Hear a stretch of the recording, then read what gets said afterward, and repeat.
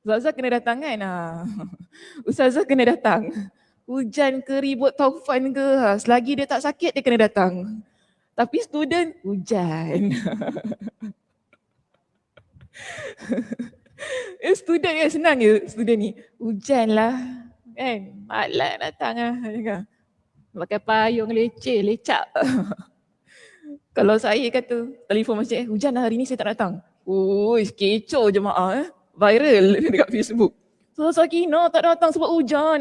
Jangan panggil dia mengajar lagi macam tu. Ni memang sikit sangat ni. Hairan saya. Kerana hujan ya. Okay, tak apalah. Mana-mana yang adalah kita berbaik sangka lah ikuti di rumah lah. Ikuti di pengajian di rumah. Tak apa mana-mana. Ini yang saya tak berapa suka sangat kan. Kalau kita tak ada pengajian online okey tak? Ada masjid tak ada kan? Saya kalau tak ada online ni mesti semua datang masjid. Tak ada yang off.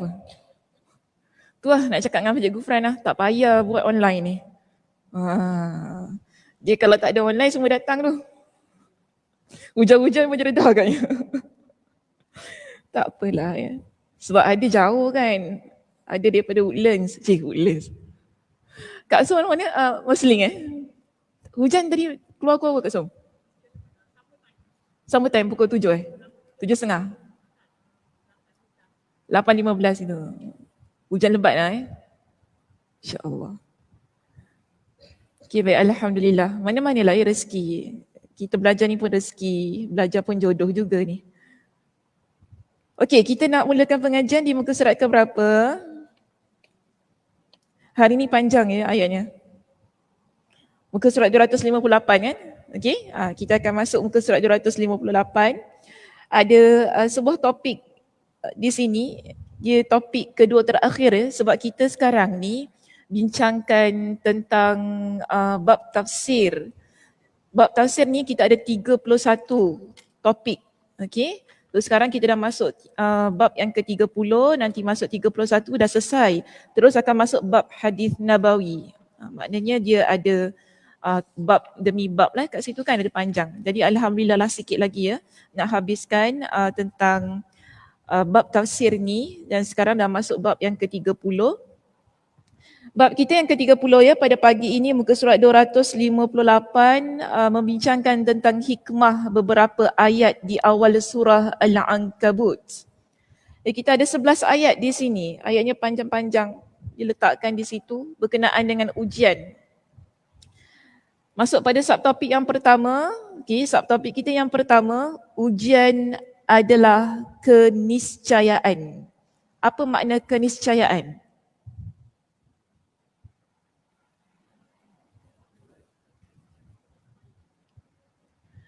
Apa makna keniscayaan? Sesuatu yang tak dengar kuat sikit. Ketetapan yang ditetapkan. Okey, boleh. Boleh. Sesuatu yang tak dapat kita elakkan lah, memang dah ditetapkan. Okey, keniscayaan ni bahasa Indonesia lah diterjemahkan begitu. Kalau dalam bahasa kita, ujian adalah sesuatu yang pasti, yang kita tak dapat elakkan, yang akan berlaku dalam kehidupan kita. Baik, kita ada di sini diambil surah Al-Ankabut, ayat pertama hingga ke-11. A'udzubillahi minasyaitonirrajim. Bismillahirrahmanirrahim. Alif Lam Mim. Ahasiban nasu an yutraku an yaqulu amanna wa hum la yuftanun. Walaqad fatanna alladhina min qablihim فَلَيَعْلَمَنَّ اللَّهُ الَّذِينَ صَدَقُوا وَلَيَعْلَمَنَّ الْكَاذِبِينَ أَمَ حَسِبَ الَّذِينَ يَعْمَلُونَ السَّيِّئَاتِ أَنْ يَسْبِقُونَا سَاءَ مَا يَحْكُمُونَ مَنْ كَانَ يَرْجُو لِقَاءَ اللَّهِ فَإِنَّ أَجَلَ اللَّهِ لَآتٍ وهو السميع العليم وَمَنْ جَاهَدَ فَإِنَّمَا يُجَاهِدُ لِنَفْسِهِ إِنَّ اللَّهَ لَغَنِيٌّ عَنِ الْعَالَمِينَ وَالَّذِينَ آمَنُوا وَعَمِلُوا الصَّالِحَاتِ لَنُكَفِّرَنَّ عَنْهُمْ سَيِّئَاتِهِمْ وَلَنَجْزِيَنَّهُمْ أَحْسَنَ الَّذِي كَانُوا يَعْمَلُونَ وَوَصَّيْنَا الْإِنسَانَ بِوَالِدَيْهِ حُسْنًا وَإِنْ جَاهَدَاكَ لِتُشْرِكَ بِي مَا لَيْسَ لَكَ بِهِ عِلْمٌ فَلَا تُطِعْهُمَا إِلَيَّ مَرْجِعُكُمْ فَأُنَبِّئُكُمْ بِمَا كُنْتُمْ تَعْمَلُونَ وَالَّذِينَ آمَنُوا وَعَمِلُوا الصَّالِحَاتِ إِلَيَّ مَرْجِعُكُمْ فَأُنَبِّئُكُمْ بِمَا كُنْتُمْ تَعْمَلُونَ وَالَّذِينَ آمَنُوا وَعَمِلُوا الصَّالِحَاتِ لَنُدْخِلَنَّهُمْ فِي الصَّالِحِينَ وَمِنَ النَّاسِ مَنْ يَقُولُ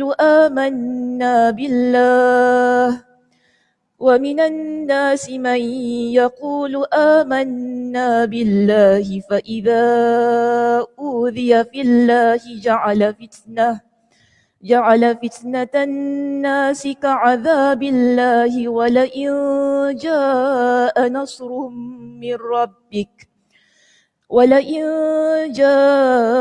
نَصْرٌ مِّن رَّبِّكَ لَيَقُولُنَّ إِنَّا كُنَّا مَعَكُمْ أَوَلَيْسَ اللَّهُ بِأَعْلَمَ بِمَا فِي صُدُورِ الْعَالَمِينَ وَلَيَعْلَمَنَّ اللَّهُ الَّذِينَ آمَنُوا وَلَيَعْلَمَنَّ الْمُنَافِقِينَ. Okey, kita ada ayat 1 hingga ayat yang ke-11, ayat yang pertama hingga ayat yang kedua. Allah Subhanahu wa taala berfirman, Alif Lam Mim. Ahasiban nasu ay yutraku ay yaqulu amanna wa hum la yuftanun. Lihat muka surat 259 ya, di situ dijelaskan kepada kita pada ayat yang pertama.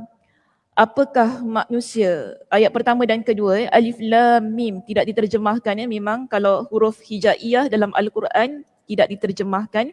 Dan kita akan lihat kepada maksud dan ayat yang sama, Alif Lam Mim. Ahasiban nasu ayyutraku ayyaqulu amanna wa hum la yuftanun.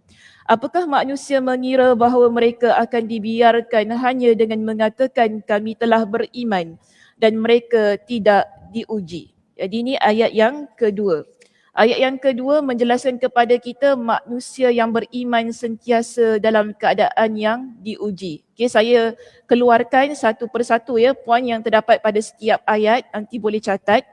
Kemudian kita ada ayat yang ketiga. Allah Subhanahu wa taala berfirman, وَلَقَدْ فَتَنَّ الَّذِينَ مِنْ قَبْلِهِمْ فَلَيَعْلَمَنَّ اللَّهُ الَّذِينَ صَدَقُوا وَلَيَعْلَمَنَّ الْكَاذِبِينَ. Dan sungguh kami telah menguji orang-orang sebelum mereka, maka Allah pasti mengetahui orang-orang yang benar dan pasti mengetahui orang-orang yang dusta. Ayat yang ketiga, Allah Subhanahu wa taala ingin sebutkan di sini berkenaan dengan orang sebelum kita telah diuji. Maknanya sebelum kita dilahirkan, kita ada ramai lagi ya sebelum kita. Nenek moyang kita, sama ada daripada keturunan kita ataupun keturunan orang lain di situ, semua mereka telah Allah Subhanahu wa taala uji. Jadi bila sampai part kita, sampai episod kehidupan kita di sini, kita dapati bahawa Allah Subhanahu wa taala ingatkan, jika semua orang yang datang sebelum kalian, mereka yang telah kami hidupkan sebelum kalian, kemudian mereka itu kami uji, kenapa kami nak biarkan? Ini yang Allah Subhanahu wa taala ingin ingatkan kepada kita. Jadi antara tujuannya Allah jelaskannya pada ayat yang ketiga, supaya kita ini dapat dikenal siapa di kalangan kita orang yang beriman dan siapa di kalangan kita orang yang tidak beriman ataupun mereka yang mendustai keimanan mereka. Baik, yang keempat ya di sini kita lihat yang keempat, Allah Subhanahu wa taala berfirman, man kana yarju am hasibal ladzina ya'maluna as-sayyi'at ay yasbiquna sa'a ma yahkumun. Baik, yang keempat, orang yang tidak beriman orang yang tidak beriman juga mendapat ujian dan azab Allah. Sebagaimana terjemahan yang diberikan kepada kita di sini, ataukah orang-orang yang mengerjakan kejahatan itu mengira bahawa mereka akan luput dari azab kami? Sangatlah buruk apa yang mereka tetapkan itu. Maknanya di sini, orang yang kalau dia tak beriman sekalipun, tadi awal Allah ingatkan, mereka yang beriman takkan terlepas daripada sebarang ujian. Okey. Kemudian ayat yang berikutnya Allah tekankan, kalaupun kalian tak jadi orang yang beriman, adakah Allah Subhanahu Wa Taala akan biarkan? Tak. Allah tetap akan berikan ujian kepada mereka. Jadi itu yang Allah Subhanahu Wa Taala sebutkan ya pada ayat yang keempat itu. Baik. Seterusnya kita ada ayat yang kelima. Ayat yang kelima Allah Subhanahu Wa Taala berfirman, "Man kana yarju liqa Allah fa inna ajalallahi la'at wa huwas samiul alim." Okey, ayat yang kelima di sini, dan barang siapa mengharap pertemuan dengan Allah, maka sesungguhnya waktu yang dijanjikan Allah pasti datang, dan Dia yang Maha mendengar, Maha mengetahui. Di sini pada ayat yang kelima Allah Subhanahu Wa Taala ceritakan kepada kita, Allah akan buktikan di akhirat kepada orang yang beriman setiap amal soleh dan harapan yang kita ada ketika kita hidup ini. Sebab begini, dalam hidup kita ni ada banyak amal soleh yang kita laksanakan. Dalam hidup kita ada banyak perkara-perkara yang kita lakukan demi mencari pahala di sisi Allah Subhanahu Wa Taala. Jadi pada ayat yang kelima ini Allah Subhanahu Wa Taala ingatkan kepada kita, orang yang mana dia beramal yang dengan keikhlasan hati dia, yang dia betul-betul nak cari keredaan Allah, yang dia rindukan pertemuannya dengan Allah Subhanahu Wa Taala, Allah ingatkan kepada kita pertemuan itu pasti berlaku, iaitu pertemuan di akhirat kelak. Pertemuan di akhirat kelak, orang yang beriman, kita ni muslimah-muslimah yang beriman kepada Allah Subhanahu Wa Taala, kita percaya ada pertemuan antara kita dan Allah Subhanahu Wa Taala di akhirat. Jadi Allah Subhanahu Wa Taala ingatkan kepada kita, pertemuan itu pasti berlaku. Dan dalam pertemuan ini Allah Subhanahu Wa Taala akan berikan segala macam ganjaran yang dulunya Allah Subhanahu Wa Taala janjikan kepada kita.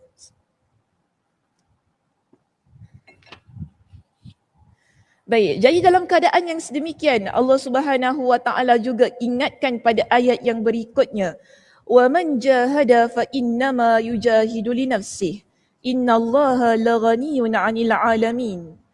Siapa yang dia berjihad, maka sesungguhnya jihadnya itu untuk dirinya sendiri.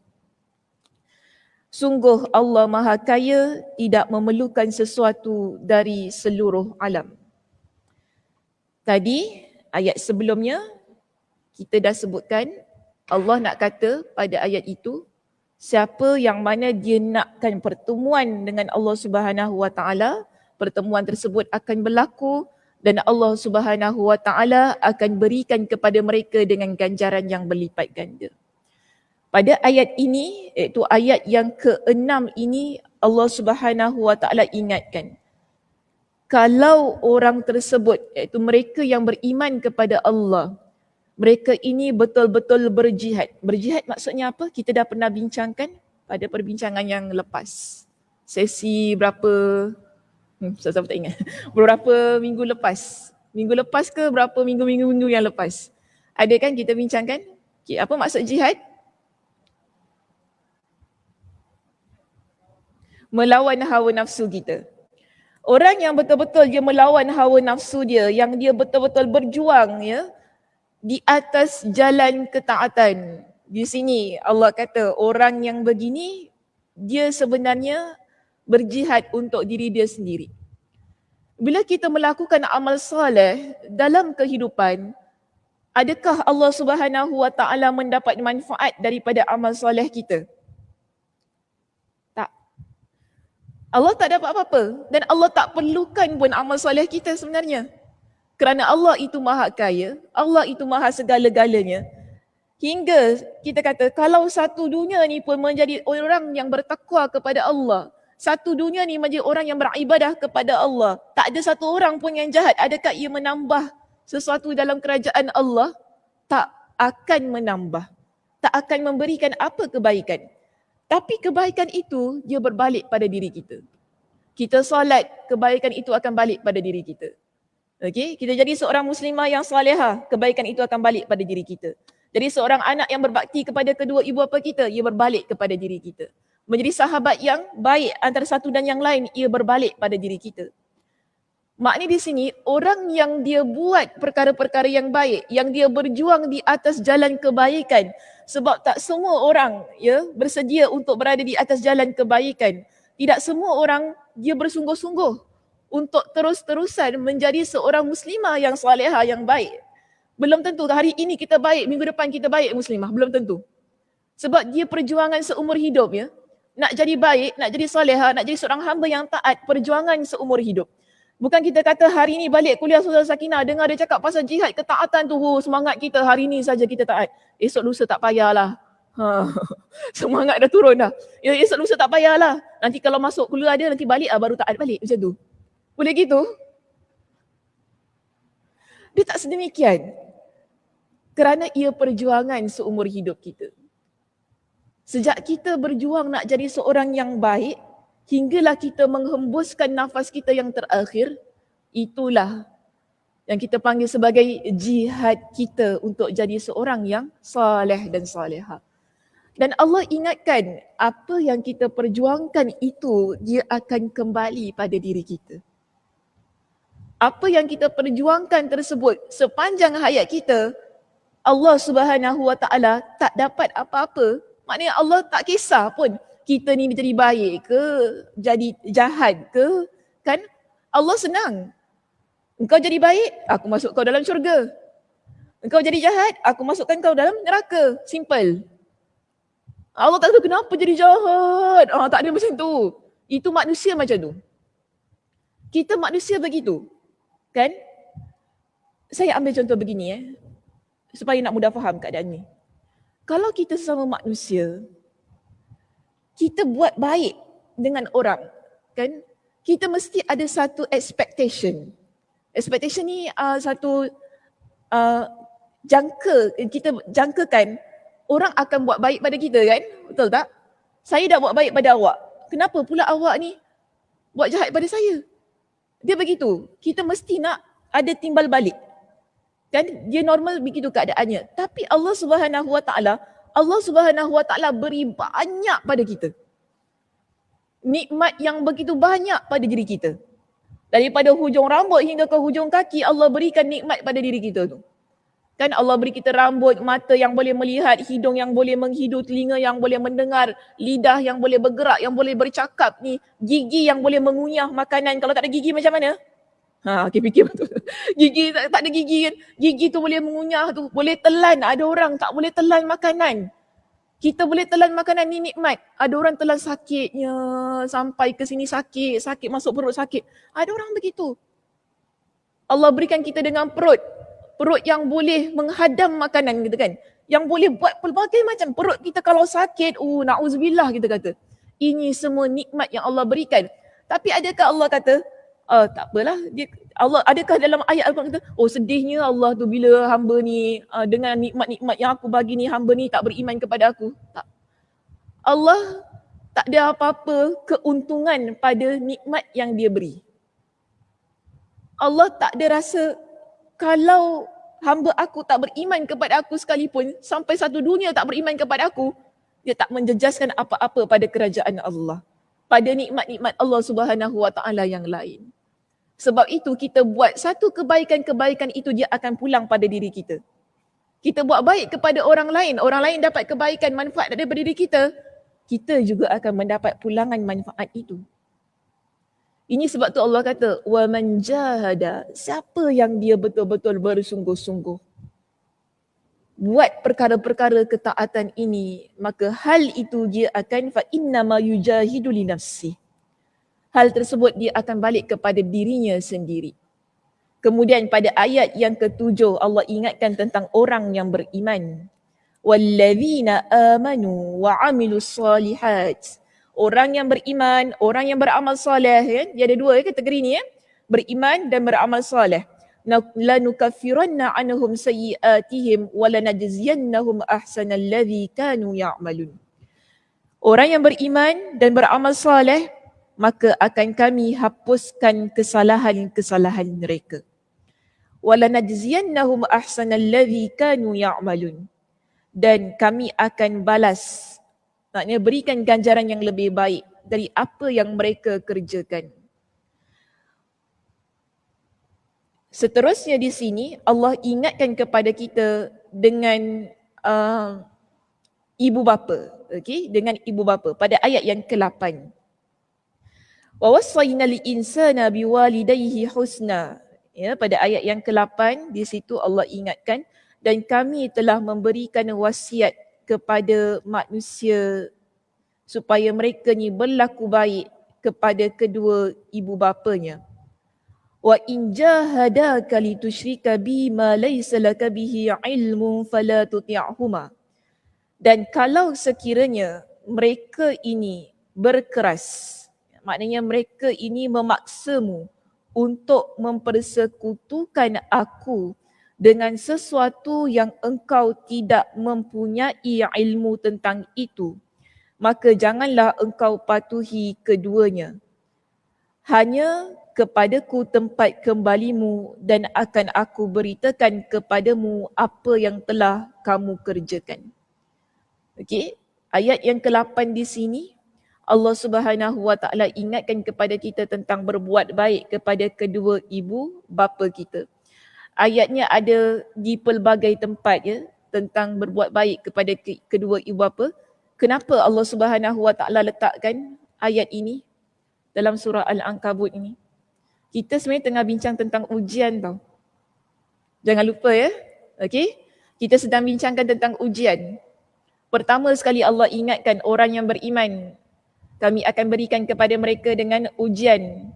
Yang mana orang dulu-dulu pun kita dah berikan ujian, maka orang yang sekarang ni masih hidup, dia takkan terlepas lama mana dia orang beriman.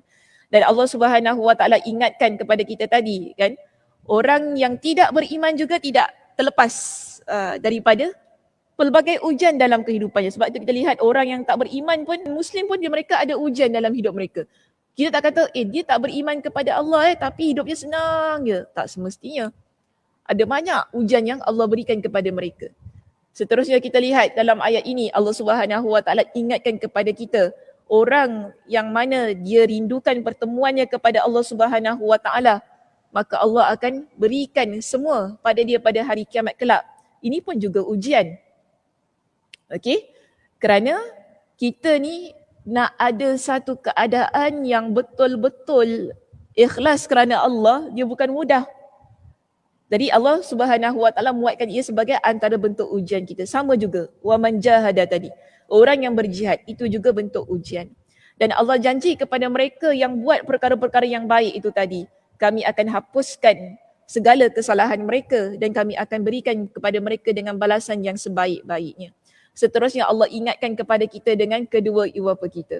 Kedua ibu bapa kita ni adalah ujian yang Allah Subhanahu Wa Taala berikan dalam hidup kita. Ke bukan ujian? Ujian. Ujian besar ke ujian kecil tu? Besar. Mak Aisyah kata besar, Ustazah. Betul. Ya? Mak ayah kita ni ujian yang besar. Dia kalau tak sabar, boleh, kita boleh tinggikan suara kita kan dengan mak ayah ni. Banyak kerenah orang kata. Macam-macam kerenah mak kita ni kan, mak ayah kita ni. Makin mak ayah kita ni menginjak usia tuanya, ujiannya semakin tinggi untuk kita. Ni jangan lupa. Tapi saya nak ingatkan gini, Kita pula jangan let the cycle tu dia pusing benda sama. Bila kita nampak mak ayah kita macam gitu, kita tak apalah, nanti aku dah tua pun anak aku kena hadap macam perangai sama mak ayah kita. Jangan macam tu. Maknanya kalau kita nampak mak kita ni perangai kan, mak bapak kita ni macam kerena, kita banyak-banyak doa pada Allah, ya Allah, kalau saya tua jangan jadikan macam ni. Kan? Sebab kita belum tentu, anak kita belum tentu jadi macam kita. Okey? Anak kita belum tentu sabarnya macam kita. Kok anak kita tendang, kita keluar macam tu kan. Kita tak pernah tahu ya. Saya bukan nak takut-takutkan. Tidak. Kita nak kuatkan doa kita kepada Allah Subhanahu Wa Taala. Sebab mak ayah kita ni berbeza. Ujian berbeza-beza. Ada orang Masya Allah mak dia ustazah. Kan? Kan gitu. Mak dia ustazah, Masya Allah salihahnya mak dia. Lembut cakap, ya Allah. Ya dengan menantu semua, ya tak apa. Miss ini tak masak pun okey je. Umi okey, yang penting jaga anak Umi baik-baik. Sebab mak dia ustazah, mak mertua dia ustazah, ya Allah. Tengok pun ya Allah tenang je. Cuba kalau mak ni bukan ustazah, saya tak kata semua mak ustazah tu okey. Ada mak ustazah garang juga, mata terjegil. Itu jangan. Kalau maknya yang bukan ustazah tu kan, yang biasa-biasa ke apa kan. Ada macam-macam ujian. Ada yang maknya garang, ada maknya yang tak boleh dengar cakap kan. Kalau kata dia lah, kalau A lah kan, kita nak tukar B tak boleh dah. Kalau kata letak bunga kat sini lah. Jangan alih-alih. Jangan alih. Kalau alih tu, perang dunia ketiga. Perang dunia ketiga. Anak kita pula dia interior designer. Macam tu kan. Anaknya interior designer yang bila tengok rumah kalau berserak, rumah yang tak betul-betul design ni kan mata dia sakit. Dia nak betulkan tapi mak dia tak boleh. Dia kata, kau jangan pandai-pandai. Bunga aku kalau putih kat sini, kalau putih lah kat sini. Kalau pink kat ujung sini. Dia ujian dan cubaan. Tapi saya kata ujian kita macam tu je. Dia tak macam ujian Sa'ad ibn Abi Waqqas. Kenapa ayat ini diturunkan Allah Subhanahu Wa Taala? Ada sebab dia. Ayat ini turunkan kepada Sa'ad ibn Abi Waqqas radhiyallahu an. Sa'ad ibn Abi Waqqas ini Nabi diceritakan dalam hadis riwayat Imam Muslim. Bila dia masuk Islam, mak dia tak terima. Ya? Bila dia masuk Islam, awal-awal ni Islam ni dia berkembang pesat ni, Sa'ad ibn Abi Waqqas ni Abu Bakar yang ajak dia masuk Islam. Jadi dia masuk Islam Sa'ad ni. Bila dia masuk Islam, mak dia tak terima. Kan dia macam mak-mak kita lah, kalau ada benda yang kita tak buat, mak kita tak terima macam tu kan. Aku tak terima lah kau buat macam ini kan. Kita ni keturunan kita, keturunan kita tak ada yang kahwin dengan tiba-tiba pula kau nak kahwin dengan foreigner sama macam itu kan. Mak kita tak boleh terima. Aku tak terima lah macam tu. Dia kata dah sudah jangan. Tapi kita dah suka dengan orang tu, nak buat macam mana? Kita nak kahwin juga dengan dia. Tapi kita tak boleh. Kita nak juga. Dia je macam itu keadaannya kita lihat. Tapi ini tentang agama, tentang akidah. Sa'ad ibn Abi Waqqas ini dia masuk agama Islam. Mak dia betul-betul, mak dia kata tak mati-mati mak dia tak nak.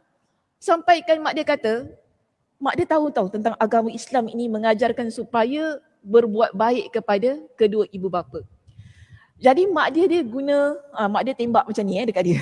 Mak dia kata, Sa'ad, agama engkau, Tuhan engkau ajar supaya buat baik kepada mak bapak kan? Aku ni mak engkau. Jadi aku nak cakap dengan kau macam ni. Kalau betul agama engkau ni ajar buat baik kepada mak bapak, Tuhan kau ajar begitu. Sekarang ni, aku sumpah, aku tak nak makan, aku tak nak minum. Sampai aku mati sehingga engkau keluar balik daripada agama engkau. Ini mak dia cakap dia. Aku sumpah, aku tak makan, aku tak minum. Sampai engkau keluar balik daripada agama engkau. Hatta amut, mak dia kata, sampai aku mati, engkau mesti keluar. Kalau tak, aku tak makan, tak minum. Dan mak dia kata apa dalam riwayat yang lain, riwayat Imam At-Tirmidzi, mak dia kata apa? Aku tak nak cakap dengan kau. Memang mak dia buat betul-betul. Mak dia buat betul-betul sampai mak dia pengsan. Kerana mak dia tak makan. Dalam riwayat menyebutkan selama 3 hari mak dia tak makan dan tak minum kerana mak dia dah bersumpah tu tadi. Sampai kalau Sa'ad ibn Abi Waqqas ini dia tak masuk, dia tak keluar balik daripada agama dia dan dia tak kembali menganut agama berhala tu, aku takkan makan, takkan minum. Allah Subhanahu wa taala turunkan ayat ini kerana peristiwa itu. Allah kata apa? Kami memang wasiatkan kepada kalian supaya berbuat baik kepada kedua ibu bapa. Tapi Allah ingatkan, wa in jahadaka litusyrika bima laysa laka bihi ilm. Tapi kalau dia paksa engkau supaya engkau mensyirikkan aku, maka Allah kata fala tuti'huma. Jangan engkau taat kepada apa yang dia perintahkan. Sampai mak dia pengsan tu, Sa'ad ibn Abi Waqqas memang dia tak keluar daripada agama dia. Kan memang dia tak keluar, tapi akhirnya mak dia makan balik lah. Dah 3 hari kau. Dah 3 hari. Tak tahan dia tak tahan. Dia makan balik. Maknanya ceritanya sampai situ saja. Maknanya mak dia tak boleh berjuang macam mana Sa'ad berjuang tu. Kalau kita kata mak kita tak makan tak minum, kita boleh tahu sebenarnya. Kan kita ni tak sampai hati kan. Kalau mak kita tak makan tak minum sampai mak kita pingsan, kita dah takut dah. Orang akan kata sebab mak kau mati ni kau masuk agama Islam. Orang boleh cakap gitu. Tapi Sa'ad ibn Abi Waqqas kan, dengan perasaan yang begitu kokoh, begitu kuat, dia tetap dalam agama dia kerana Allah Subhanahu wa taala kata apa? Fala tuti'huma. Jangan engkau taat kepada mereka berdua. Senang kata nak begini muslimah. Kita ni Allah Subhanahu wa taala perintahkan kepada kita supaya berbuat baik kepada kedua ibu ayah kita. Itu adalah perintah yang dalam Al-Quran, dalam hadis Nabi SAW tidak ada sesiapa pun yang menyangkal. Tetapi jika kedua ibu ayah kita mengarahkan kepada kita supaya buat perkara yang tidak baik, perkara maksiat, perkara mensyirikkan Allah, kita tak wajib untuk taat kepada kedua ibu bapa kita itu tadi. Tapi yang wajib kita lakukan ialah berlaku baik kepada mereka. Walaupun dalam keadaan mereka itu jahat kepada kita. Ini kena pegang elok-elok. Sebab kadang-kadang, kenapa saya kata gitu? Kita ni, kadang-kadang kita ada satu penyakit. Maaf saya kata penyakit. Kita ada satu penyakit yang mana bila kita ni dah baik, mak kita belum baik lagi. Tapi kita dah mula. Nampak ya? Kita dah mula buruk sangka dengan mak kita, tinggikan suara dengan mak kita, kan? Kita buat perkara-perkara yang menyakitkan dia. Kita mula sindir-sindir mak kita, yalah mak tu dulu pergi kelab dandut. Cakap gitu dekat mak kita, boleh? Jangan cakap gitu dengan mak kita. Macam mana pun history mak kita, siapa pun mak kita, tak boleh cakap gitu. Jangan sakitkan hati mak ayah kita, begitu. Mak atau ayah, dua-dua ni.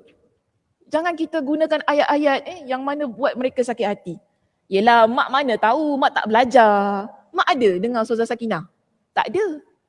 Mak tak dengar kan? Kakak dengar. Mak tak tahu. Boleh cakap gitu?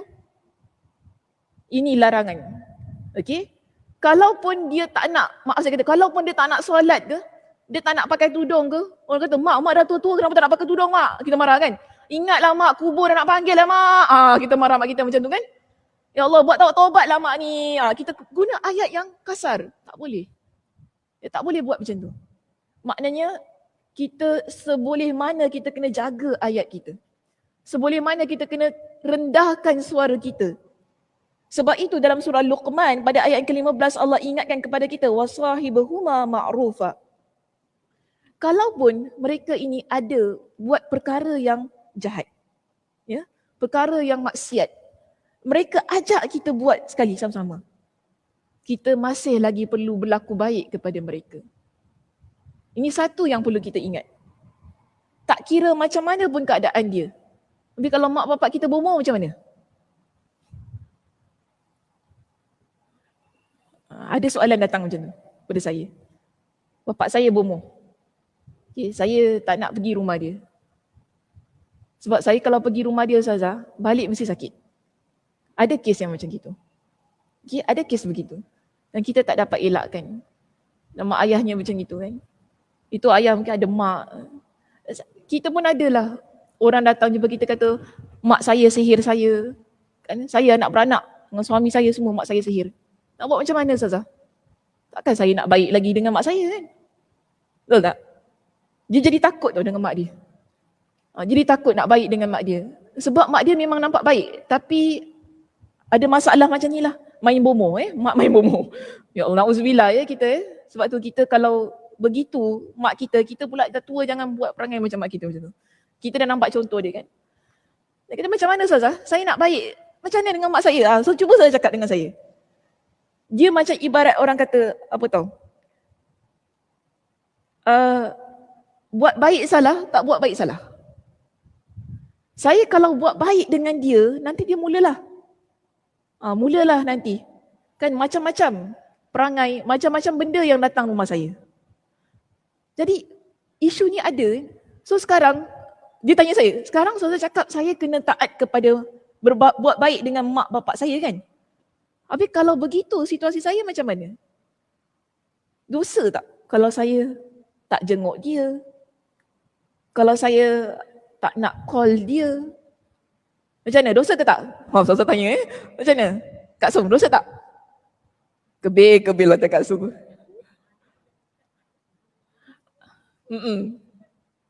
Macam mana? Tak dengar je. Kalau dia buat syirik, kita tak payah taat pada dia. Buat baik je. Tapi sekarang macam mana? Kita macam mana kita nak define kebaikan tu? Kita define baik, kita pergi rumah mak ayah kita buat baik dengan dia kan, kita tolong dia kan, mak nak apa kita beli, bawa mak pergi pasar. Ya ada bawa mak pergi pasar, red mat dia boleh bawa mak pergi pasar kan, kita teman mak pergi mana-mana, mak nak apa kita belikan. Sekarang ini dia tak nak ada apa-apa hubungan dengan mak dia tu tadi. Macam mana? Putus silaturahim pula. Dia masuk topik lain dah pula. Aduh, macam mana dah? Masuk topik lain. Tu dah putus silaturahim pula, Ustazah. Sekarang ni, kita tak ada kat tempat dia tau. Betul tak? Kita tak ada kat tempat dia. Kita boleh senang cakap, dosa kau cakap kau tak buat gitu. Kita senang untuk kata kau dosa. Kita senang sebab kita tak berada kat tempat dia. Cuba kalau kita dekat tempat dia. Kita takut tau. Of course kita takut. Kan? Bayangkan kalau malam-malam penanggal tu. Penanggal saya sebut. Mata dah besar. Oh my God. Penanggal tu merayap kat dalam rumah kita. Bayangkan. Kan? Macam mana? Kita takut lah sekarang ni. Dia kata, saya kalau balik dia ikut Zaza. Aduh. So dia kata sejak hari tu saya tak pergi lagi rumah mak saya. Saya tak pergi rumah mak saya. Mak saya call pun saya jawab gitu-gitu je lah. Kan? Macam mana awak tahu tu mak awak? Sebab mak saya bomo. Gitu. Sebab mak saya bomo. Dia tak suka saya kahwin dengan adalah cerita kan, biasalah keluarga ni. Dia tak suka saya kahwin dengan suami saya. Ni kisah dah berapa belas tahun, masih lagi tak puas hati. Orang anak dah 5 pun, masih lagi buat perkara gini. Sekarang Allah ingatkan kepada kita kan, berbuat baik kepada kedua ibu ayah kita. Dah tu ada pula problem yang macam ini. Jadi soalan dia, saya dosa ke tidak? Saya dosa ke tak kalau saya tak pergi rumah mak bapak saya tak jenguk mak bapak saya tak call dia, saya tak tanya pun khabar dia. Macam mana? Saya kata tak dosa. Tak dosa. Selama mana awak doakan kebaikan untuk mak ayah awak. Itu juga bakti kita sebagai seorang anak. Okay? Itu juga bakti kita sebagai seorang anak. Sebab dia dalam keadaan yang mana dia tak boleh nak elakkan. Keadaan itu memudaratkan diri dia. Keadaan itu dia akan buat nanti dia balik anak dia semua sakit, meracau semua, pekik sana pekik sini. Dia akan memudaratkan dia. Jadi saya kata, dalam hal yang begini, yang penting awak doakan mak awak dapat hidayah daripada Allah. Hari-hari doakan mak awak. Okay, doa yang baik-baik untuk mak awak. Jangan doa mak cepat mati. Jangan doa macam gitu. Okay, jangan doa macam gitulah. Itu saya dah bincangkan dulu kan pernah kan ada orang tanya, kalau kita doa orang tu cepat meninggal boleh tak sebab dia jahat sangat. Mungkin jahatnya macam ginilah ya. Tapi jangan doa begitu. Doa mudah-mudahan Allah Subhanahu Wa Taala berikan hidayah kepada mak kan. Ini bakti kita ni. Ini doa anak yang salihah ni. Kalau kita betul-betul beriman kepada Allah yang kita berjuang ni kan. Sebab kita ni di luar kemampuan kita kata. Bukan kita Tak nak, kita memang nak berbakti kepada mak ayah kita tu tadi. Kita memang nak pergi rumah dia, nak jenguk dia. Cuma masalahnya, macam mana Ustazah? Anak saya datang rumah tengok kain kuning semua. Dia memberikan satu contoh yang tidak baik kepada cucu, kepada anak. Jadi kita nak pelihara akidah anak-anak kita ni sekarang kan. So sebab itu di sini kita masih lagi kata orang ini dia buat baik kepada mak ayah dia. Walaupun dalam keadaan yang mana dia tak pergi jumpa mak ayah dia tu tadi. Walaupun dalam keadaan yang mana kita kata dia tak bawa mak dia keluar jalan ke kan. Saya katakan dia, tiap-tiap bulan awak bank in je duit dekat bank untuk mak awak. Mak ada PayNow. Sekarang mak canggih ya. Mak saya tak ada PayNow. Mak saya tak canggih macam mak orang lain. Kata, mak ada PayNow. Apa PayNow? Aku tak tahu PayNow. Kau tak payah. Kau bagi duit kat tangan aku. Sedap kira. Macam gitu. Itu mak Ustazah Sakinah ya. Macam gitu keadaan dia. Kira duit dekat tangan tu. Sedap. Dah tak payah nak masuk-masuk bank. Aku tak reti sangat bank-bank ni semua kan. Tapi kita tetaplah buatkan dia bank account kan. Sebab kadang-kadang susah juga saya nak jumpa mak saya ni kan. Busy sebagainya. So, kita lihat dalam keadaan begini. Satu. Okay, kalau kita tak dapat jumpa mak bapak kita tu tadi kan, baktinya masih terus berjalan ya, jangan lupa. Dengan apa-apa keperluan dia perlu diambil kira, masih lagi ambil tahu, jangan dibuang. Okay, walaupun kita tak dapatlah pergi rumah dia tadi kan kerana ada masalah-masalah tu tadi. Masih lagi kita ambil berat tentang kedua ibu ayah kita. Dan yang kedua tadi, jangan lupa doa setiap hari. Okay, doa setiap hari untuk kedua-duanya. Kalau mak kita ni betul lah macam tadi kan kesnya, doa hari-hari. Allah berikan hidayah kerana kita tak pernah tahu ya, doa kita yang bila masa tu Allah Subhanahu Wa Taala akan angkat. Kalau dapat qiyamul lail setiap hari pun bagus. Bangun setiap hari doa untuk mak ayah kita. Mudah-mudahan Allah Subhanahu Wa Taala memberikan kekuatan kepada kita nak bawa mak kita kepada kebaikan. Sebab kadang-kadang kebaikan ini ataupun satu perkara itu tak semestinya datang daripada diri kita. Okay, mungkinlah mak kita tu ada nampak orang lain baik, dia pun terdetik untuk baik. Kenapa terdetik sedemikian? Kerana berkat doa kita yang hari-hari tu tadi. Itu antara bakti kita juga kepada kedua ibu ayah kita. Okay, so jangan lupa tentang hal itu. Baik, seterusnya kita lihat di sini pada ayat yang berikutnya. Tadi ayat yang ke berapa? Ayat yang ke 8. Kita pergi kepada ayat yang ke 9. Walladzina amanu wa 'amilus salihati lanudkhilannahum fis salihin. Dan orang-orang yang beriman dan beramal saleh, kami akan masukkan mereka dalam golongan orang-orang yang saleh. Jadi kalau kita ni dah jadi orang yang beriman kepada Allah, sudah jadi orang yang beramal soleh, Allah janji akan kategorikan kita, akan golongkan kita pada orang-orang yang soleh. Kemudian Allah ingatkan pada dua ayat yang terakhir ini.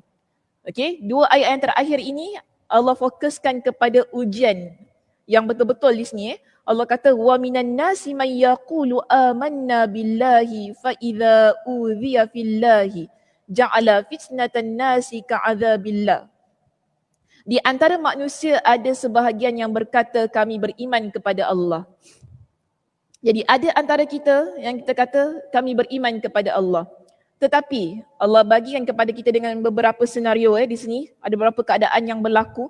Tetapi apabila dia disakiti kerana dia beriman kepada Allah, dia menganggap cubaan manusia itu sebagai siksaan Allah.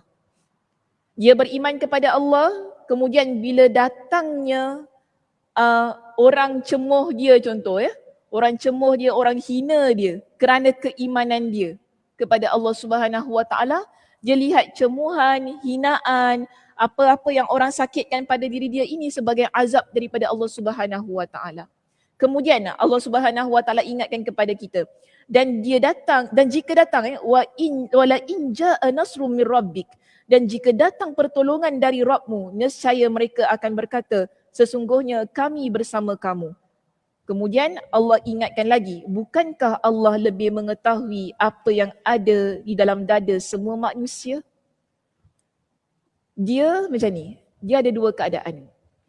Dia beriman kepada Allah, bila dia disakiti ketika dia beriman itu, dia akan tinggalkan agama tu. Dia dah tak nak lagi taat kepada Allah. Dia macam kata, buat apa saya ni taat kepada Allah? Saya solat, puasa pun ujian datang bertimpa-timpa. Ni semua azab Allah. Lebih baik tak payah buat semua ni. Ini maksud dia. Tapi bila datang satu kesenangan, Datang satu kemudahan pada diri dia. Kalau saya relatekan pada konteks zaman Nabi, ni orang munafik ni. Orang munafik dia macam tu. Bila datang satu ujian pada masyarakat Islam, orang-orang yang munafik ini, mereka akan tarik diri. Mereka akan tinggalkan Nabi SAW. Mereka kata, ni semua azab Allah, tak payah. Jangan duduk sama dengan orang Islam. Mereka keluar. Mereka tarik diri. Tapi bila datang kemenangan, kan, kita dengan Muhammad ni, kita sama-sama, dia mengaku Nabi SAW ni adalah pesuruh Allah, Nabi Muhammad ni adalah pemimpin kita, dia mengaku begitu. Bila datang kemenangan tu tadi, maknanya dia masuk balik dalam grup. Dia sedemikian. Tapi Allah ingatkan, bukankah Allah itu mengetahui apa yang ada pada hati manusia? Kita tadi dah keluar kan, kita masuk balik. Allah tahu kan hati kita macam mana? Kalau kita sama-sama manusia ni memang kita tak nampak lah, kita tak dapat detect. Kita tak tahu keikhlasan orang bagaimana. Adakah dia munafik ke tidak? Kita tak tahu. Tapi Allah Subhanahu Wa Taala Maha mengetahui. Kemudian pada perbincangan ini pada ayat yang ke-11, Allah kata wala ya'lamannallahu alladhina amanu wala ya'lamannal munafiqin. Dalam situasi itu Allah tahu siapa orang yang beriman, siapa orang yang munafik.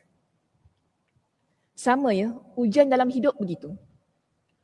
Tadi kita baca pada ayat yang ketiga, Allah ingatkan kepada kita supaya kami tahu, supaya kami dapat lihat siapa orang yang beriman dan siapa yang berdusta dalam keimanan mereka. Bagaimana kita dapat lihat? Melalui ujian.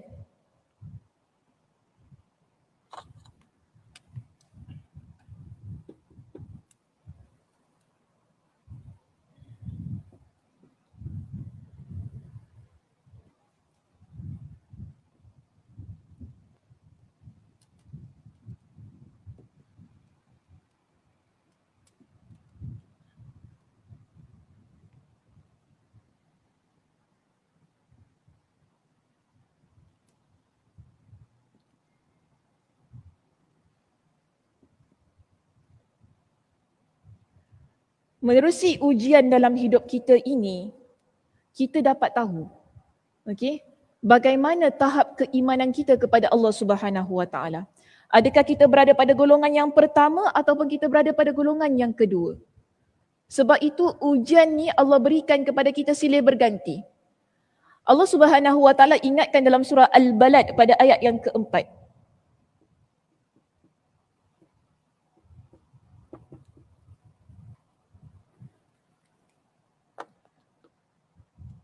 Sesungguhnya kami ciptakan manusia dalam keadaan fi kabadin, dalam keadaan yang bersusah payah, dunia dan akhirat.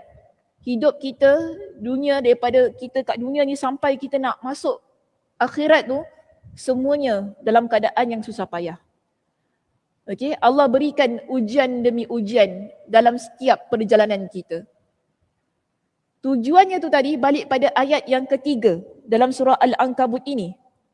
Kita boleh tahu orang kalau dia betul-betul beriman, dia akan sabar dalam keadaan dia diuji.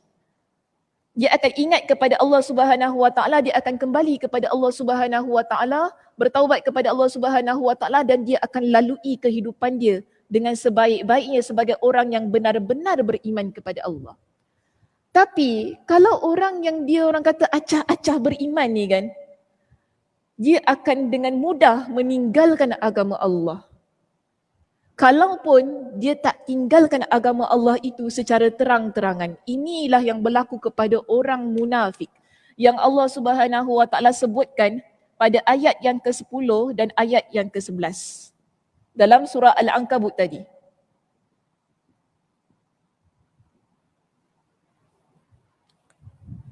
Orang munafik ini yang mana keimanan mereka bukan keimanan yang sebenar-benarnya. Tapi kalau dia duduk dengan orang Islam, mereka solat, mereka puasa, mereka buat sama macam orang Islam. Cuma masalahnya, mereka ni keimanan tak ada dalam hati. Sebab itu peramai pada zaman Nabi SAW Dia berlaku ni, orang munafik ni dia muncul ketika Nabi di Madinah tu. Di Makkah tak ada. Kenapa ketika di Madinah? Sebab ketika di Madinah ni agama Islam dah mula tersebar luas. Okey, Islam dah mula mendapat tempat. Islam ni agama yang dihormati. Jadi ada orang yang dia peluk agama Islam kerana dia nak mendapatkan kekuasaan. Dia nak mendapatkan penghormatan.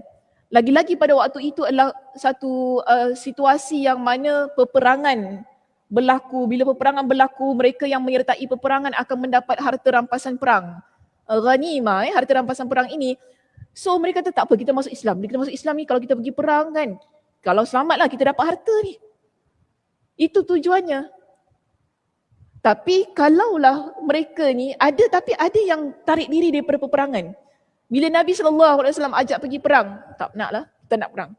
Mula-mula memang dia masuk dalam grup ni kan, dalam grup peperangan ni atau dalam kumpulan peperangan ini diberikan tempat dalam peperangan. Okey, kau kat sini, kau kat sini, kat sini. Tapi di akhir bila perang tu berlaku, mereka tarik diri, mereka tinggalkan.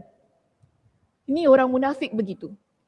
Buat huru-hara dalam kerajaan Islam Madinah, fitnah Aisyah radhiyallahu anha, ada skandal, fitnah sana fitnah sini, nak menghuru-harakan agama Islam. Sampai ada di kalangan sahabat kata, wahai Rasulullah, kenapa tak hukum je orang yang macam ni kan? Nabi kata apa? Adakah engkau nak orang musyrikin kata Muhammad dia bunuh saudara dia sendiri? Sebab orang munafik ni kita tak dapat detect keadaan dia. Tapi Allah ingatkan tadi kan pada ayat yang ke-10, bukankah Allah itu mengetahui apa yang ada pada hati manusia? Maknanya kita ni sebagai hamba Allah, kita tak boleh tipu dengan Allah. Apa yang ada dalam hati kita, Allah Subhanahu Wa Taala Maha mengetahui. Orang di sekitar kita tak tahu macam mana ataupun apa niat kita, tapi Allah Subhanahu Wa Taala tahu. Ini yang Allah tampilkan kepada kita. Bila Allah berikan ujian kepada orang Islam, dapat lihat terbagi dua orang Islam ni. Orang yang benar-benar beriman, orang yang berdusta dengan keimanan mereka. Jadi kita nak berada pada golongan yang benar beriman di sini yang pertama. Kita tak nak masuk di sini. Menerusi ujian itu tadi dalam hidup. Yang Allah sebutkan dalam surah Al-Balad. Pada ayat yang keempat, kita memang begitu keadaan hidup kita. Allah Subhanahu Wa Taala akan berikan kita dengan ujian silih berganti tanpa henti sehingga kita mengembuskan nafas kita yang terakhir. Cuba rujuk pada muka surat yang berikutnya. Apa kata Allah Subhanahu Wa Taala? Allah kata, am hasibtum an tadkhulul jannata walamma ya'tikum masalul ladzina khalau min qablikum.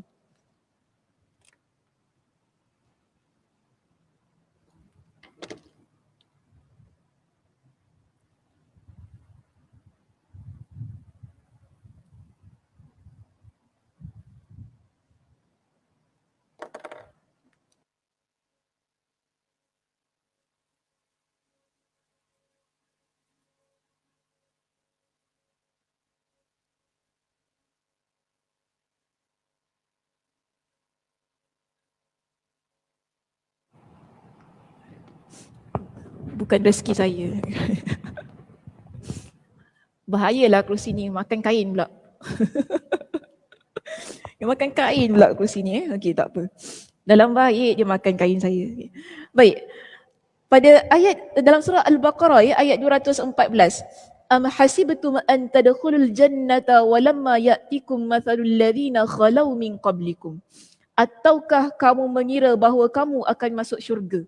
Kita semua ni, adakah kita sangka kita ni semua akan masuk syurga? Walamma ya'tikum mathalul ladzina khalau min qablikum, padahal belum datang kepadamu ujian seperti yang dialami orang-orang terdahulu sebelum kamu. Massathumul ba'sa'u wad-dharra, sehingga mereka ditimpa kemelaratan, penderitaan dan digoncang dengan pelbagai cubaan. Sehingga Rasul dan orang-orang yang beriman bersamanya berkata, bila datang pertolongan Allah, ingatlah sesungguhnya pertolongan Allah itu dekat. Maknanya Allah nak ingatkan kepada kita, kita ni jangan nak syok sendiri ya, dengan amal ibadah kita. Ada orang dia betul-betul dia rasa oh saya dah solat, saya dah tutup aurat, saya dah buat baik pada mak ayah saya qiyamul lail, puasa Senin Khamis, hari putih pun saya puasa. Itu kan? Oh dah jadi macam ahli syurga dah rasa macam itu. Tapi Allah ingatkan kepada kita, adakah kalian menyangka kalian akan masuk syurga padahal kalian ini belum diuji sebagaimana orang dulu-dulu yang diuji. Syurga yang Allah Subhanahu Wa Taala janjikan, ianya diikuti dengan ujian, didahului dengan ujian dalam kehidupan kita. Kita akan melangkahkan kaki kita masuk ke dalam syurga Allah setelah kita berjaya melalui ujian demi ujian dalam hidup.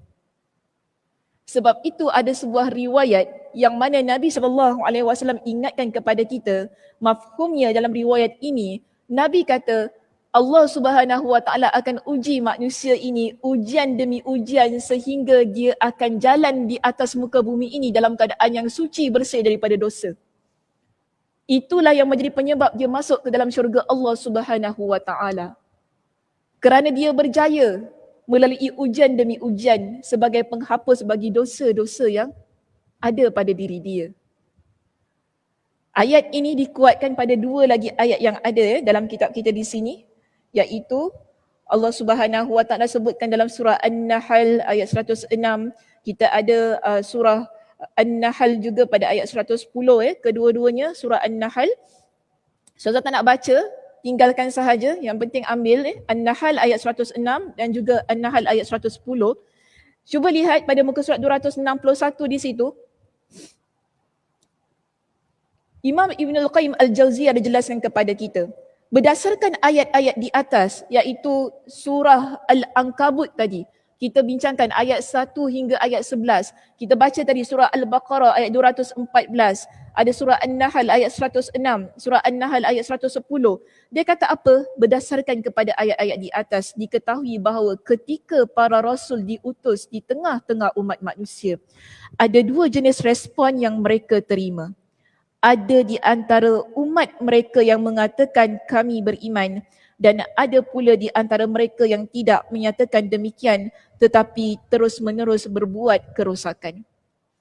Bila Nabi SAW keluar kepada masyarakat, halayak masyarakat, Nabi berdakwah kepada orang ramai, masyarakat ini diterbahagi kepada dua.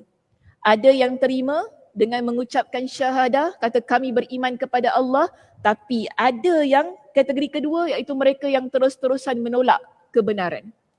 Kemudian kita lihat di sini, kepada setiap orang yang menyatakan telah beriman, Allah Subhanahu Wa Taala memberinya ujian dan cubaan. Orang itu akan terus diuji, dicoba dan diuji hingga jelas perbezaan antara yang benar dan yang bohong di antara mereka. Jadi sunnahnya di sini kita lihat mereka yang tadi bila Nabi SAW datang, Nabi kata tentang agama Islam ni semua okey, kita suka agama ini, kita beriman kepada Allah Subhanahu Wa Taala. Orang yang begini dijelaskan kepada kita di sini berdasarkan kepada ayat-ayat itu tadi, mereka tetap akan diuji. Terus diuji sehingga jelaslah adakah ucapan mereka itu adalah ucapan yang betul-betul datang daripada hati mereka tentang keimanan. Kemudian dia kata, sedang siapa saja yang tidak berkata kami beriman, sebab tadi kita ada dua kan kategori, satu yang kata kami beriman, satu yang terus-terusan menolak. Orang yang kedua ini, dia juga tidak dapat lari dari ujian dan cubaan Allah. Kalau orang yang dia tak nak beriman kepada Nabi, dia masih lagi terus ada ujian untuk diri dia, kerana tidak ada seorang pun yang dapat menghindar dari ujian Allah. Siapa pun kita takkan ada terlepas, hatta para nabi. Para nabi pun Allah Subhanahu Wa Taala berikan ujian dalam kehidupan mereka. Inilah sunnatullah, dia azza wa jal mengutus para rasul kepada semua makhluknya. Tetapi umat manusia malah mendustakan dan menyakiti mereka sebagaimana diterangkan dalam ayat-ayat ini. Jadi kita ada 3 ayat di situ. Ini satu bukti yang Allah Subhanahu Wa Taala tunjukkan kepada kita bagaimana para nabi mereka ini bila mereka datang dengan kebenaran, mereka menjadi orang yang disakiti oleh masyarakat. Ini bentuk ujian yang Allah berikan kepada para nabi. Pada ayat yang pertama, surah Al-An'am ayat 112. Okay, kita lihat di situ. وَكَذَلِكَ جَعَلْنَا لِكُلِّ نَبِيٍّ عَدُوًّا شَيَاطِينَ الْإِنسِ وَالْجِنِّ. Dan demikianlah untuk setiap Nabi kami menjadikan musuh yang terdiri dari syaitan-syaitan manusia dan jin. Jadi para Nabi ni dia ada musuh. Musuh di kalangan syaitan manusia dan juga jin. Maknanya orang yang jahat yang dikuasai oleh syaitan. Okay? Kemudian juga ada jin. Jin pun ada baik, ada jahat.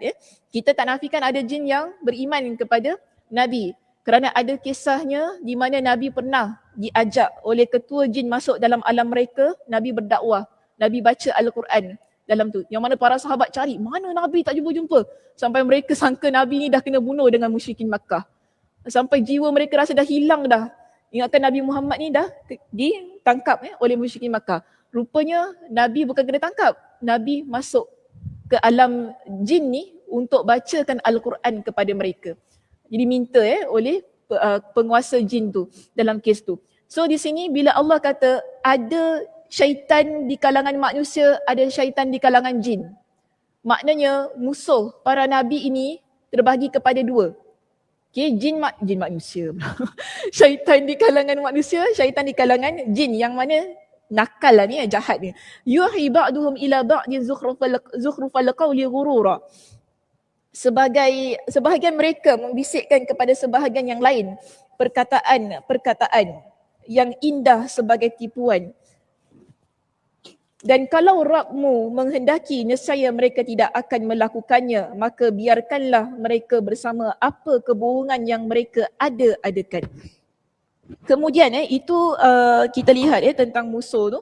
Seterusnya surah Az-Zariyat ayat yang ke-52, Allah ingatkan bagaimana mereka ini bila para nabi, para rasul berikan kepada mereka dengan peringatan, mereka kata apa? Illa qalu sahirun aw majnun.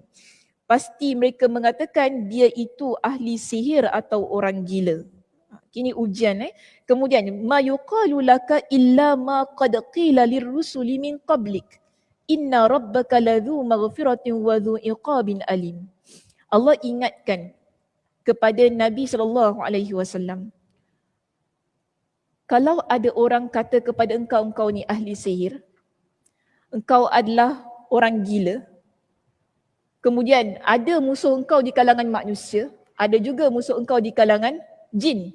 Semua itu sudah berlaku pada para Nabi yang sebelumnya. Semuanya sama. Tak ada yang terkecuali. Okay, tak ada yang terkecuali. Jadi Allah ingatkan kepada Nabi SAW. Ketiga-tiga ayat ini menguatkan hati kita ini untuk mengatakan bahawa tidak ada satu pun manusia yang akan Allah Subhanahu Wa Taala biarkan, hatta seorang nabi sekalipun. Mereka tetap Allah Subhanahu Wa Taala berikan dengan ujian dalam kehidupan. Dan di sini Imam Ibn Al-Qayyim Al-Jawziyah ada jelaskan kepada kita sedikit. Saya nak habiskan paragraf ini.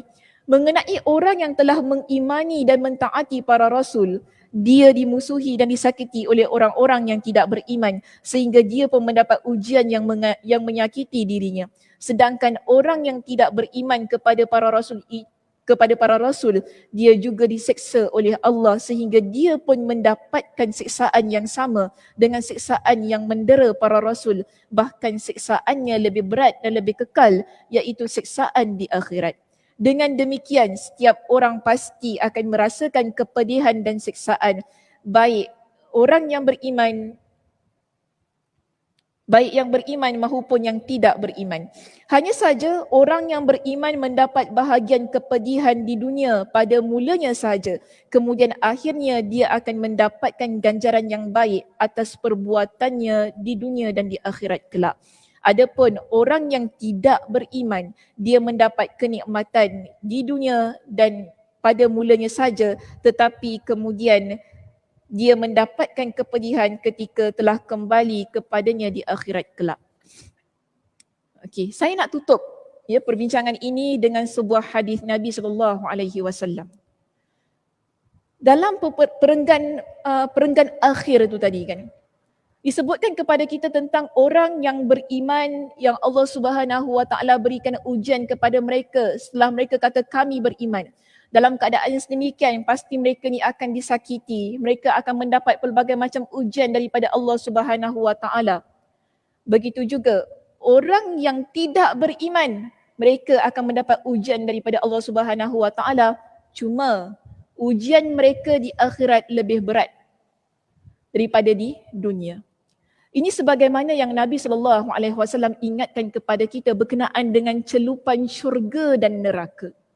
Ada sebuah hadis yang sahih, Nabi SAW menyebutkan bahawa pada hari kiamat akan didatangkan di hadapan Allah dengan orang yang mana dulunya dia ini merupakan orang yang mendapat nikmat dunia. Maknanya hidup dia senang. Dia rasa tak ada banyak masalah dalam hidup dia. Okay, kalau masalah pun sikit-sikit, lepas tu dia happy. Tetapi Nabi kata, min ahlin nar. Dia ini di kalangan ahli neraka. Yang mana hidupnya paling nikmat dia rasa ketika dia di dunia. Kemudian orang ini Allah Subhanahu Wa Taala celupkan dia dengan sekali celupan dalam neraka. Sekali celupan dalam neraka, kemudian Allah tarik kembali. Okay, Allah tarik kembali, dia keluar. Allah tanya kepada dia, wahai hamba, pernahkah engkau merasai kesenangan selama ini dalam hidup engkau? Oleh kerana dia rasa sekali celupan dalam neraka itu tadi, dia kata kepada Allah, wahai Allah, aku tak pernah rasa kebahagiaan, kenikmatan ketika hidup di dunia. Hidup aku rasa sengsara sangat-sangat. Kerana satu kali celupan api neraka. Berbeza dengan orang yang kedua yang didatangkan di hadapan Allah. Orang yang kedua ini, Nabi kata apa? Mereka ini adalah manusia di kalangan ahli syurga, ya. Di kalangan ahli syurga yang mana ketika di dunia hidup dia betul-betul seksa, hidup dia betul-betul sengsara, hidup dia banyak sangat ujian, cubaan sampai dia rasa tak boleh bernafas dengan ujian itu. Sehingga dia mati dalam keadaan yang dia penuh ujian tu. Dan ada orang dia sakit, Allah berikan kesakitan pada dia sampai akhir hayat dia. Sampai akhir hayat dia, ujian Allah berikan kepada diri dia. Tapi di akhirat kelak, dia di kalangan penghuni syurga, Allah ambil dia, Allah celupkan dengan sekali celupan dalam syurga. Allah keluarkan dia kembali. Lalu Allah tanya kepada dia, wahai hambaku, pernahkah engkau rasa kesengsaraan selama ini dalam hidup engkau? Dia kata apa? Wahai Allah, aku tak pernah rasa sikit pun sengsara dalam hidup. Maknanya hilang. Dulu di dunia, dia rasa dia paling susah. Dialah yang paling azab. Dia rasa dekat dunia dulu, dialah yang paling sengsara dalam hidup ni. Tapi kerana berkat kesabaran dia, yang menyebabkan dia jadi orang yang benar-benar beriman itu tadi, Allah masukkan dia ke dalam syurga Allah Subhanahu Wa Taala.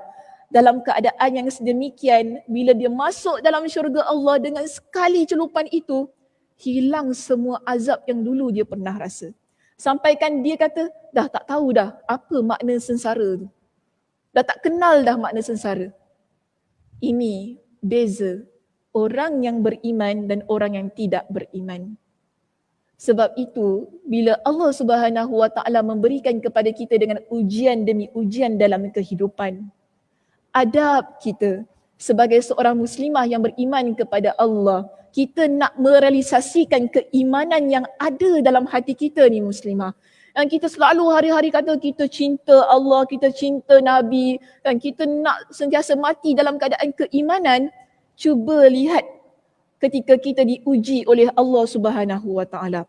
Adakah rasa cinta kepada Allah, cinta kepada Nabi itu masih lagi wujud dalam hati kita? Ke dia goyang? Ke dia kata, macam mana ya Allah ni tak sayang saya ke? Saya dah cinta Allah ke? Macam mana kita ni? Ini semua yang Allah Subhanahu Wa Taala tentukan dalam kehidupan kita kerana untuk menguji keimanan kita. dan kita nak menjadi seorang yang berjaya dalam ujian kehidupan ini supaya kita kekal masuk ke dalam syurga Allah hingga hilanglah sebarang kesengsaraan dalam kehidupan.